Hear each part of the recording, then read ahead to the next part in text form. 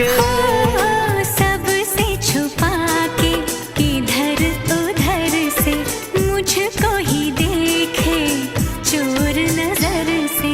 बात लबों पर है रुकी, तेज दिलों की धड़कन हाय रे कल के सजनी साजन मिलकर क्या बोल